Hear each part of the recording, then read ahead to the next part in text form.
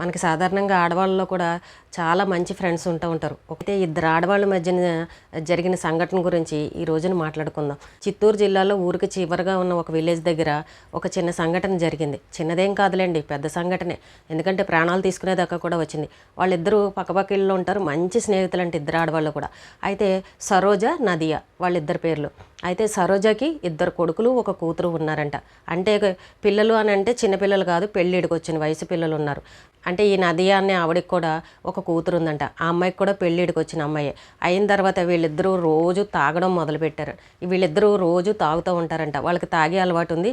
మంచి స్నేహితుల వలన ప్రతిరోజు కూర్చుని తాగి చక్కగా సరదాగా నవ్వుకుంటూ మాట్లాడుకుంటూ కష్టసుఖాలు చెప్పుకుంటూ చక్కగా హ్యాపీగా ఉంటారంట. మంచి స్నేహితులు. కొన్ని రోజుల తర్వాత ఈ నదియా అన్న ఆవిడికి ఆడపిల్ల ఉంది కదా, అడిగిందంట సరోజాని, నీకు ఇద్దరు కొడుకులు ఉన్నారు కదా, నా కూతుర్ని నీ కొడుకిచ్చి పెళ్లి చేసుకో, మన ఇద్దరం మంచి ఫ్రెండ్స్ కదా, చక్కగా బంధం కూడా కలుపుకున్నట్టు ఉంటుందని చెప్పేసి ఈ నదియా సరోజాని అడిగిందంట.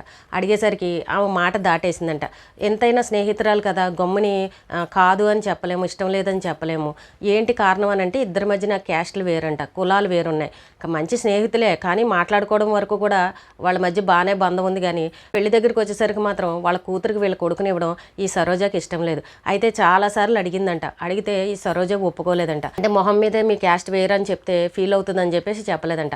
అయితే అలాగే ప్రతిరోజు తాగుతూ ఉంటుంటే ఒక రోజున మళ్ళీ అడిగిందంట ఈ నదియా, నా కూతుర్ని నీ కొడుకిచ్చి పెళ్లి చేసుకో, నీ చిన్న కొడుకు ఉన్నాడు కదా, సరిపోతారు ఇద్దరికి, ఈడు జోడు బాగుంటుంది, పెళ్లి చేసుకో అని చెప్తాను.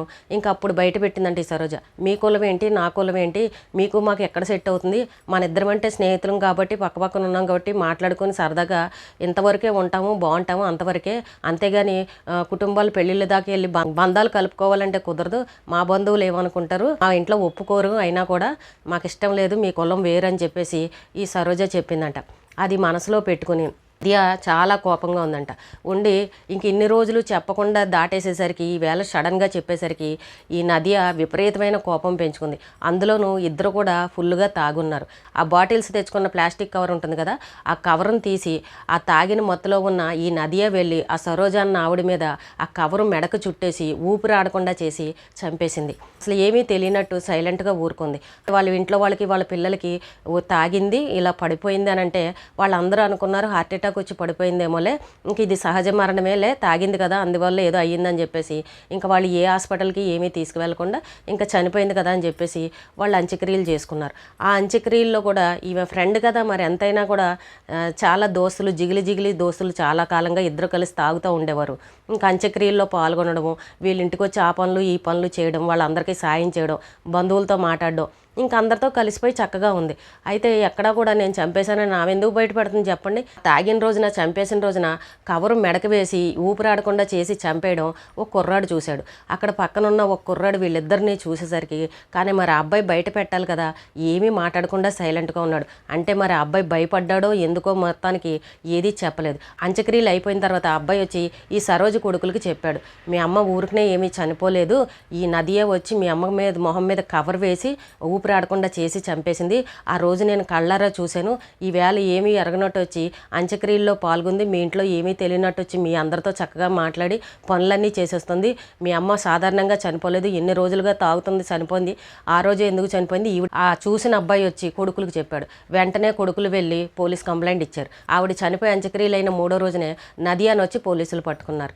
పట్టుకు వెళ్ళి విచారించి ఏంటమ్మా ఏంటి సంగతి అని అంటే అప్పుడు చెప్పిందంట, నేను చాలా కాలంగా నా కూతుర్ని వాళ్ళ చిన్న కొడుకు చేసుకోమని నేను అడుగుతున్నాను, మేము ఇప్పుడు చేయమని తర్వాత చెప్తానని మా పిల్లల్ని అడగాలని ఇలా కారణాలు ఏవో ఒకటి చెప్పుకొచ్చింది, ఏమీ సమాధానం చెప్పలేదు. మొన్న నేను అడిగేసరికి మీ కులాలు వేరు మా కులాలు వేరు, క్యాస్ట్ ఫీలింగ్ ఉంది, మా ఇంట్లో ఒప్పుకోరు, తక్కువ కులం వాళ్ళకి మా కొడుకునిచ్చి నేను ఎందుకు పెళ్లి చేస్తాను అంది.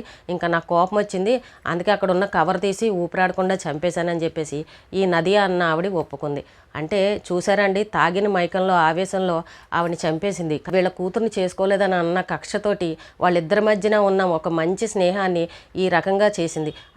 ఆ తల్లి ప్రాణాలు తీసి ఏం ఉపయోగం చెప్పండి. పాపం వాళ్ళు తల్లి లేని పిల్లలు అయ్యారు కదా. ఇప్పుడు ఈవిడకున్న కూతురు కూడా తల్లి లేని అమ్మాయి అయిపోయింది కదా. ఇక్కడ ఒక ఆడపిల్ల, ఇప్పుడు తల్లి జైలుకి వెళ్తే ఈ పిల్ల పరిస్థితి ఏంటి? అక్కడ చూస్తే వాళ్ళు 3 పిల్లలు పెళ్ళిళ్ళు అవ్వాల్సిన వాళ్ళు ఆ తల్లిని ప్రాణాలు తీసేశారు. మరి వాళ్ళ కుటుంబం ఏంటి చూడండి. ఎప్పుడు కూడా తాగేసిన మైకంలో, తాగేసిన మత్తులో మనం ఏం మాట్లాడుతున్నామో ఏం చేస్తున్నామో ఒళ్ళు తెలియకుండా ఇలాంటి పనులన్నీ చేస్తూ ఉంటారు. చివరికి జీవితాలని నాశనం చేసుకుంటారు. చేసుకుంటూ ఉంటారు. వాళ్ళిద్దరూ మంచి ఫ్రెండ్సే, కానీ నా కూతురిని చేసుకోనంది అని అన్న ఒక్క కోపంతో ఏ రకంగా చంపేసిందో చూసారా. ఎప్పుడైనా సరే తాగినప్పుడు మాత్రం ఇలాంటి విషయాలు కానీ ఏమీ మాట్లాడకూడదండి నన్ను అడిగితే. ఎందుకంటే అలా మాట్లాడేటప్పుడు ఎవరు ఏం మాట్లాడతారో తెలియదు. ఆ టైంలోనే వివాదాలకు వస్తూ ఉంటాయి. ఆ టైంలోనే అవతల వాళ్ళు చెప్పిన మాట నచ్చక ఆ కోపంలో, ఆవేశంలో, ఆ మైకంలో, ఆ మత్తులో ప్రాణాలు తీయడానికి కూడా రెడీ అయిపోతారు. కాబట్టి ఎప్పుడు కూడా తాగినప్పుడు ఇలాంటి విషయాలు మాట్లాడకుండా ఉండడమే మంచిది. అయినా కూడా ఇద్దరు ఆడవాళ్ళు అయ్యుండి అసలు ఈ తాగడాలు ఏంటండి? ఒక మంచి ఫ్రెండ్స్ ఉంటే ఉండొచ్చు, కానీ తాగడాలు ఏంటి? తాగిన మైకంలో ఇలా పెళ్లి సంబంధాల గురించి మాట్లాడుకోవడం ఏంటి? ఆవిడ కులం గురించి మాట్లాడడం ఏంటి? ఈవిడ అలా చేయడం ఏంటి? చూడండి, ఇద్దరు మంచి స్నేహితులు అని చెప్పుకోవడానికి బాగుంది, కానీ చివరికి ఏ రకంగా అయిపోయిందో చూసారా. అంటే ఈ రోజుల్లో స్నేహితులను కూడా నమ్మే పరిస్థితి లేదు. అందులోనూ ఇద్దరు ఆడవాళ్ళు పక్కపక్కనుంటూ ఎన్నో రోజులుగా కలిసిమెలిసి ఉన్నవాళ్ళు, తెల్లారులేస్తే మొహమొహాలు చూసుకుంటారు, మంచి చక్కగా ఉండేవాళ్ళు ఇద్దరు పిల్లల్ని అన్యాయం చేశారు. చూసారా, చిన్న పొరపాటు వల్ల జీవితాలు ఏ రకంగా నాశనం అయిపోయాయి చూసారా. తొందరపాటుగా నిర్ణయాలు ఎప్పుడూ తీసుకోకూడదు. నిజంగా ఆ రోజు ఆ అబ్బాయి చూశాడు కాబట్టి ఆ విషయం బయటికి తెలిసింది. లేకపోతే వీళ్ళిద్దరూ తాగుతూ ఉన్నప్పుడు ఎవరూ చూడలేదు. వీళ్ళు రోజు తాగుతారు కదా అన్నట్టే వాళ్ళు మామూలుగా వదిలేశారు. కానీ హార్ట్ అటాక్ వచ్చి చనిపోయింది, ఇగో తాగింది, పడుకుంది, ప్రాణం పోయింది నిద్దట్లో అని అన్నట్టు వాళ్ళ కుటుంబ సభ్యులను నమ్మించింది. నిజంగా వాళ్ళ ఇంట్లో వాళ్ళ పిల్లలు, కుటుంబ సభ్యులు అందరూ కూడా తాగింది కదా, హార్ట్ అటాక్ ఏదో వచ్చి చనిపోయిందని సహజ మరణం కింద వాళ్ళు అనుకున్నారు. మంచి చక్కగా అంత్యక్రియల్లో వచ్చి పాల్గొనడం, ఇవన్నీ ఎంత చక్కగా నటించిందంటే అంత చక్కగా నటించింది. ఆ అబ్బాయి చూసి వెళ్ళి వాళ్ళ చిన్న కొడుకు చెప్పి కంప్లైంట్ ఇచ్చాక ఈవిని అరెస్ట్ చేసిన తర్వాత విషయం ఏంటనంటే అప్పుడు నిజాలన్నీ బయట చెప్పింది. సరేండి, ఎంత దారుణాలు జరుగుతున్నాయో. ఇలా ఇప్పుడు వాళ్ళ మధ్య జరిగింది ఏంటంటే ఆ తాగుడు వల్లే జరిగింది. ఆ తాగుడిన మైకంలో ఆవిడ కులం గురించి ఇలా అనేసరికి కోపం వచ్చేసింది ఈవిడికి. నా కూతురికి నీ కొడుకునిచ్చి పెళ్లి చేసుకోవా అని చెప్పేసి ఒక కోపం, కక్ష పెట్టుకుని ఆ టైంకి అది చేసేసింది. అయ్యో వాళ్ళు వద్దంటున్నారులే, మన స్నేహం స్నేహంగానే ఉండాలి, బయట ఎక్కడైనా సంబంధాలు చూసి చేసుకుందామన్న ఆలోచన మరి ఈవిడికి ఎందుకు రాలేదో అర్థం కాలేదు. ఎంత ఫ్రెండ్స్ అయితే మాత్రం చేసుకోవాలని రూల్ ఏమన్నా ఉందా చెప్పండి? ఒకవేళ వీళ్ళిద్దరికీ ఇష్టమైనా కూడా పిల్లలకి ఇష్టం లేకపోవచ్చు, ఒకవేళ పిల్లలకి ఇష్టమైనా కూడా భర్తకి ఇష్టం లేకపోవచ్చు, కులాలు వేరనన్నప్పుడు వాళ్ళ బంధువుల కోసం భయపడి ఉండొచ్చు, చాలా కారణాలు ఉంటాయి కదా.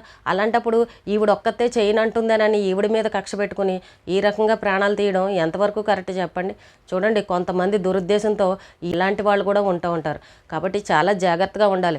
ఎప్పుడు మనమే ఊహించేసుకోకూడదు. మేము ఎంత స్నేహంగా ఉన్నాం కదా, వాళ్ళ చిన్న కొడుక్కి నా కూతుర్ని ఇవ్వాలని ఆవిడే ఊహించేసుకుంది. ఎప్పటికైనా నేను అడగగానే చేసుకుంటుంది, మేము మంచి ఫ్రెండ్స్ కదా, నేనేం చెప్పినా వింటుంది, మేము అన్ని కష్ట సుఖాలు మాట్లాడుకుంటున్నాం కదా అని ఆవిడే మనసులో ఊహించుకుంది. కాబట్టి ఎప్పుడైనా సరే ఇద్దరు స్నేహితులు చక్కగా ఉన్నప్పుడు ఆ స్నేహం వరకునే అలా ఉంచుకోవాలి, కానీ పెళ్లి సంబంధాలు అవనంటే వాళ్ళకి ఇష్టమైతే ఓకే, చక్కగా చేసుకోవచ్చు. అడిగారు, ఒప్పుకోలేదనుకోండి, ఇంకా ఆ విషయాన్ని అక్కడితో వదిలేయండి. మనం నెక్స్ట్ మన ప్రయత్నం ఏంటనేది వేరే చూసుకోవాలి. ఒకరంటే ఒకరికి ఇష్టం ఉంటే చేసుకోవాలి, లేకపోతే లేదు. అంతేగాని ఇలాంటి పనులు మాత్రం ఎవరు కూడా చేయకూడదు. కొంచెం జాగ్రత్తగా ఉండండి. స్నేహితుల మధ్యన కూడా ఇలాంటివి జరుగుతూ ఉంటాయి.